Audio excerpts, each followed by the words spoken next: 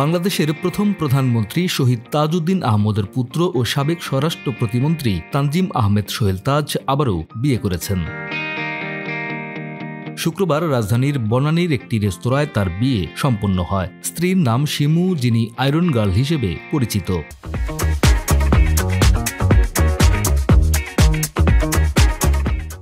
Net দুনিয়ায় তাদের বিয়ের বেশ কিছু ছবি ও ভিডিও ভাইরাল হয়েছে।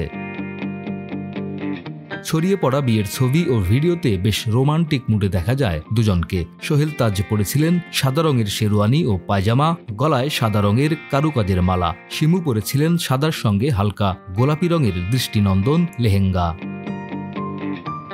একাধিক ছবি ও ভিডিওতে তাদের দুজনের একান্ত আনন্দময় মুহূর্ত ফুটে উঠেছে। ভিডিওতে দেখা যায় তারা দুজন সিঁড়ি দিয়ে লেকের দিকে যাচ্ছেন। এ সময় শিমুর হাত ধরেছিলেন সোহেল তাজ। লেকের ধারে তাদের সংক্ষিপ্ত একটি নাচের মুদ্রার দৃশ্যও নজর কাড়ে। একটি ভিডিওতে দুজনকে মালা বদল করতে দেখা যায়। শিমুর ওড়নায় লেখা ছিল সোহেল তাজের বউ শিমু।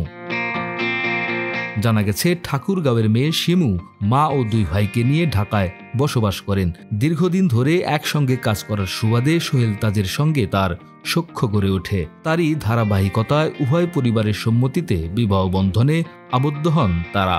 বিয়ের ছবি প্রকাশ্যে এলে ভক্ত অনুরাগীরা নবদম্পতির জন্য শুভকামনা জানিয়ে কমেন্ট করছেন। ডেস্ক রিপোর্ট, আমাদের সময়।